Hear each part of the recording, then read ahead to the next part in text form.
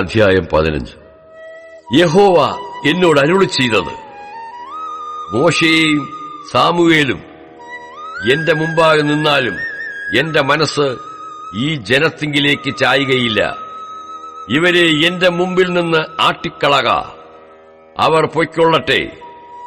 ഞങ്ങൾ എവിടേക്ക് പോകണ്ടു എന്ന് അവർ നിന്നോട് ചോദിച്ചാൽ, നീ അവരോട്, മരണത്തിനുള്ളവർ മരണത്തിനും, വാളിനുള്ളവർ വാളിനും, ക്ഷാമത്തിനുള്ളവർ ക്ഷാമത്തിനും, പ്രവാസത്തിനുള്ളവർ പ്രവാസത്തിനും പൊയ്ക്കൊള്ളട്ടെ എന്ന് യഹോവ അരുളി ചെയ്യുന്നു എന്ന് പറക. കൊന്നുകളവാൻ വാളും, പറിച്ചു കീറുവാൻ നായ്ക്കളും, തിന്നു മുടിപ്പാൻ ആകാശത്തിലെ പക്ഷികളും കാട്ടിലെ മൃഗങ്ങളും, ഇങ്ങനെ 4 വകയെ ഞാൻ അവരുടെ നേരെ നിയമിക്കും എന്ന് യഹോവയുടെ അരുളപ്പാട്. യഹൂദാ രാജാവായ ഹിസ്കിയാവിന്റെ മകൻ മനശ്ശെ നിമിത്തം അവൻ യെരൂശലേമിൽ ചെയ്തിട്ടുള്ളത് നിമിത്തം തന്നെ ഞാൻ അവരെ ഭൂമിയിലുള്ള സകല രാജ്യങ്ങളിലും ഒരു ഭീതി വിഷയമാക്കി തീർക്കും. യെരൂശലേമേ, ആർക്ക് നിന്നോട് കനിവ് തോന്നുന്നു? ആർ നിന്നോട് സഹതാപം കാണിക്കും? നിന്റെ ക്ഷേമം ചോദിക്കുവാൻ ആർ കയറിവരും? നീ എന്നെ ഉപേക്ഷിച്ച് പിൻവാങ്ങിയിരിക്കുന്നു എന്ന് യഹോവ അരുളി ചെയ്യുന്നു. അതുകൊണ്ട് ഞാൻ നിന്റെ നേരെ കൈനീട്ടി നിന്നെ നശിപ്പിക്കും. ഞാൻ കരുണ കാണിച്ച് മടുത്തിരിക്കുന്നു. ദേശത്തിന്റെ പടിവാതിലുകളിൽ ഞാൻ അവരെ വീശുമുറം കൊണ്ട് വീശിക്കളഞ്ഞു. ഞാൻ എന്റെ ജനത്തെ മക്കളില്ലാത്തവരാക്കി നശിപ്പിച്ചു. എങ്കിലും അവർ തങ്ങളുടെ വഴികളെ വിട്ടുതിരിഞ്ഞില്ല. അവരുടെ വിധവമാർ കടൽപ്പുറത്തെ മണലിനേക്കാൾ പെരുകിക്കാണുന്നു.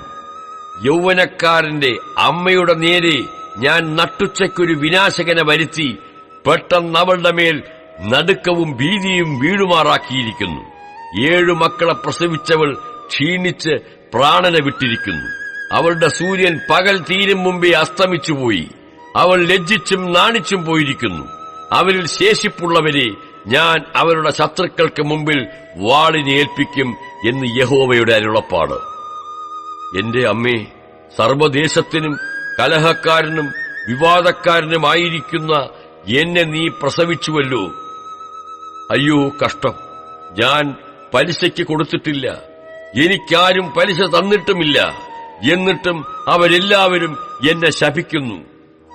യഹോവ അരുളി ചെയ്തത്: ഞാൻ നിന്നെ നന്മയ്ക്കായി രക്ഷിക്കും. നിശ്ചയം അനർത്ഥകാലത്തും കഷ്ടകാലത്തും ഞാൻ ശത്രുവിനെ കൊണ്ട് നിന്നോട് യാചിപ്പിക്കും. നിശ്ചയം താമ്രവും ഇരുമ്പും വടക്കനിരുമ്പും ഒടിഞ്ഞുപോകുമോ? നിന്റെ ദേശത്തൊക്കെയും നിന്റെ സകല പാപങ്ങളും നിമിത്തം നിന്റെ സമ്പത്തും നിക്ഷേപങ്ങളും ഞാൻ വിലവാങ്ങാതെ കവർച്ചയ്ക്ക് ഏൽപ്പിച്ചു കൊടുക്കും. നീ അറിയാത്ത ദേശത്ത് ഞാൻ നിന്നെ ശത്രുക്കളെ സേവിക്കുമാറാക്കും. എന്റെ കോപത്തിൽ ഒരു തീ ജ്വലിച്ചിരിക്കുന്നു, അത് നിങ്ങളുടെ മേൽ കത്തും. യഹോവേ, നീ അറിയുന്നു. എന്നെ ഓർത്ത് സന്ദർശിക്കണമേ.